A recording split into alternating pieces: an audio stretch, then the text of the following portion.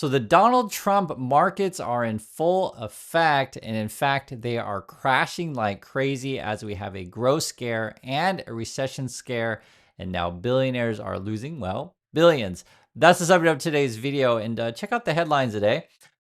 Dow drops almost 900 points while fears of NASDAQ bear market rise after stock market's worst day of 2025. You also got this, NASDAQ dies 4% as stock sell-off gathers steam. This is coming from the Wall Street Journal, right? Stock market today, NASDAQ falls 4% after Trump doesn't rule out recession. Basically, he was asked on Fox News as Trump, what do you think about recession, these kind of things? And Trump was like, oh, we're in a period of transition. That was his answer. So he didn't say no recession, just, oh, we're in a period of transition. And I've noticed the Trump people are all sort of going out on the airways trying to say, oh, we might have a little bit of pain, or we're just in a bit of a detox moment right now. So they're not actually just saying, hey, no recession. They're just trying to say, hey, it's worth it, that kind of stuff, because they're trying to do big things. That's sort of their argument. You also got this headline. We got a number on how much wealth Elon Musk is losing. So I just did a video on Twitter got hacked. Plus Tesla stock is just crashing like crazy today.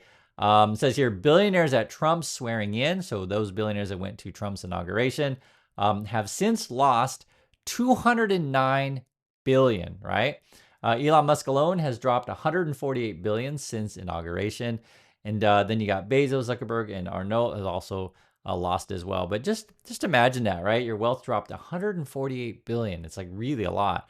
On top of that, it could go a lot more. This could get really, really ugly. I've been telling you guys about this. If you don't know, Elon Musk doesn't take a salary from Tesla. What he does is he has stock and stock options, and then he lives off either line of credit / loans, right, to acquire Twitters or whatever like that. And he has to borrow money to do that kind of stuff. And he has to raise money to do all of his sort of, projects and pet things that he wants to do, or, frankly, just try to go after government money, as you guys know. But that's a big drop, because if you're using your stock and stock options as collateral, and those assets crash like crazy, you need to have a cash infusion perhaps, because the banks can do Mr. Margin Call on you in any moment. So we'll see. On top of that, you got Tesla insiders are selling. So this is Murdoch, James Murdoch. And he's part of the Murdoch family that's a part of Fox News, like the actual family. He's on the board at Tesla. He's been selling. That was just announced today. Elon Musk's own brother has been selling. And then you also got Robin Denholm, who is the chairperson of the board over at Tesla, has been selling. A lot of insiders. If you subscribe to the Tesla emails, if you really want to, you can. They have SEC filings. You'll get an email every couple of days like, hey, this insider is selling, this insider is selling. The big one has been actually the CFO at Tesla, Chief Financial Officer. So it's bad when they're selling. Everything is based on, and you got multiple things going on into play here. There's a lot of companies out there like a Tesla that are overvalued like crazy, and essentially we just been running too hot for too long. Trump, as I said before, he was asked about recession on Fox News, and this was the actual quote: "I hate to predict things like that.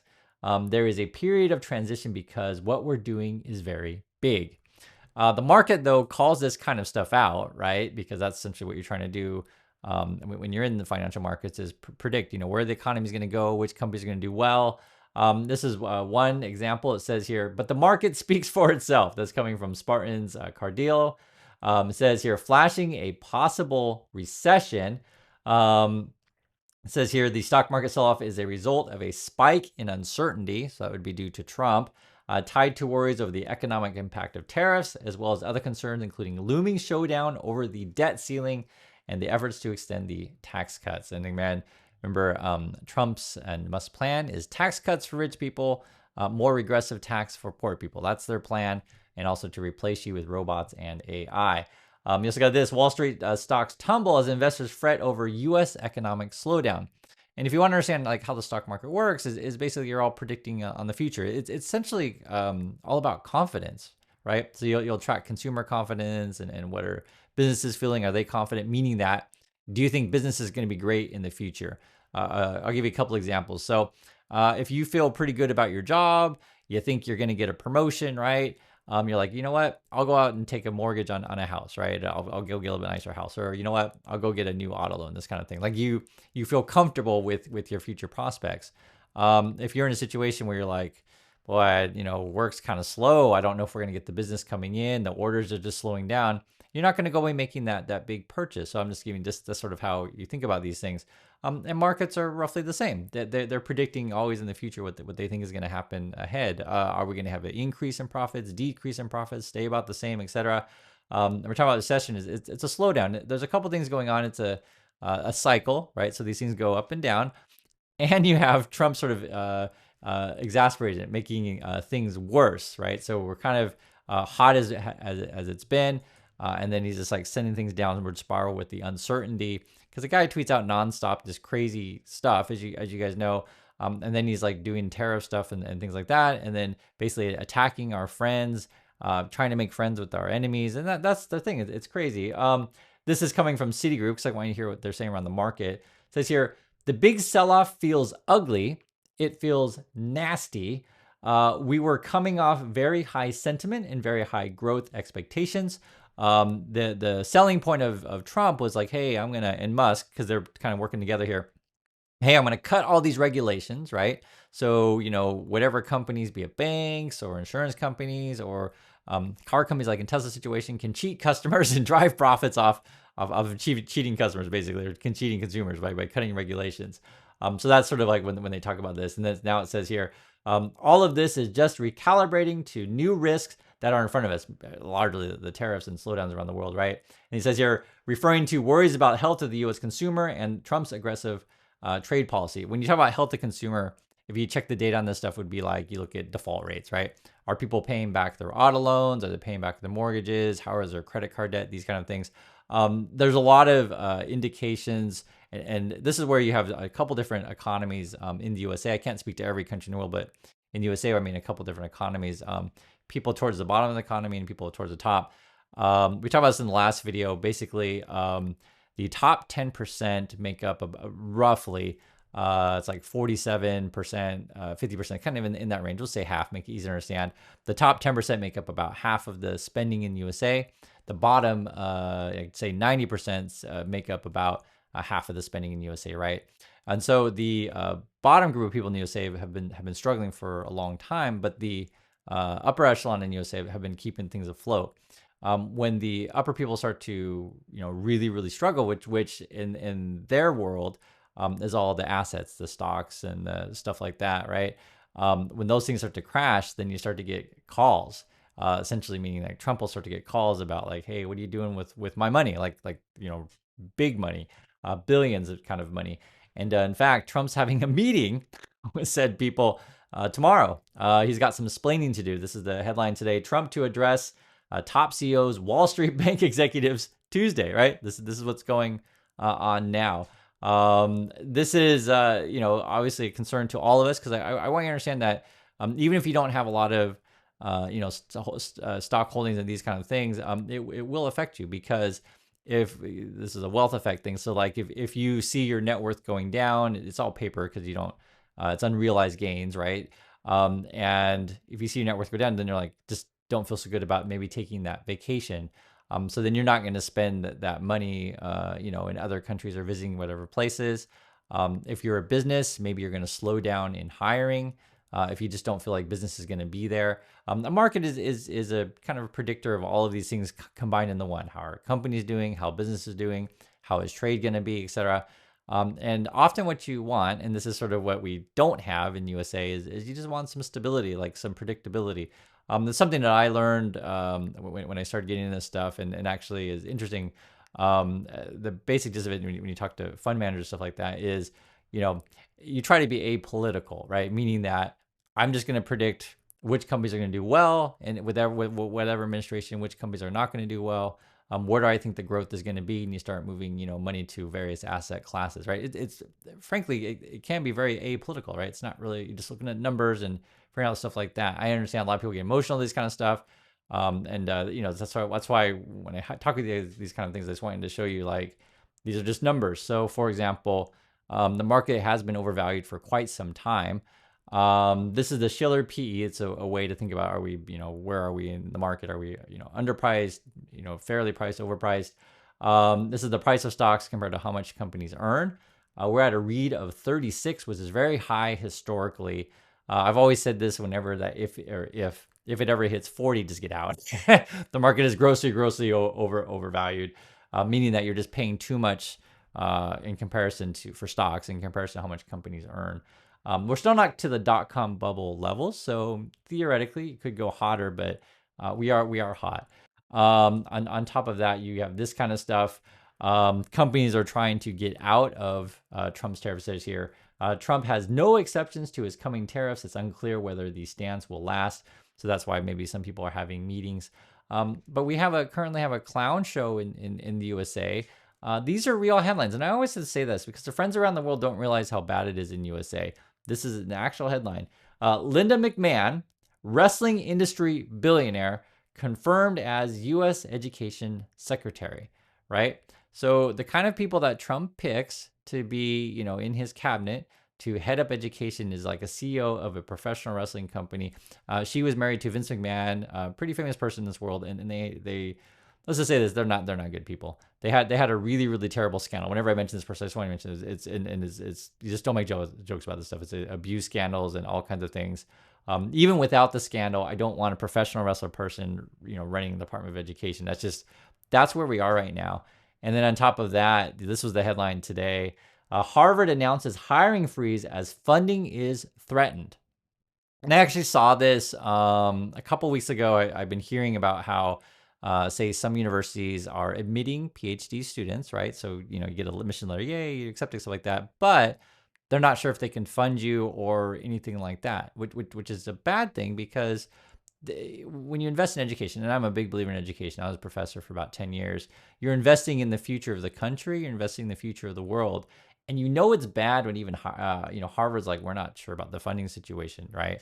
Because it's just real, guys. The government does subsidize a lot of important funding, cancer research, AIDS research, any number of things, measles research, for example, because we have a measles outbreak, New Mexico and Texas, which is absolutely awful. And this was the letter that Harvard put out. It says, financial stewardship, dear colleagues, universities throughout the nation face substantial financial uncertainties driven by rapidly shifting federal policies. So they don't say Trump by name or Musk by name, but that's what it is. We write to update you on the steps Harvard is taking to support our vital mission of research, teaching, and learning. You guys, it's bad when even Harvard's not hiring. So this could get really ugly. Some countries are trying to batten down the hatches. So this would be in Canada. You can read the headline here. Canada's new leader, Mark Carney, embodies Trump's least favorite things.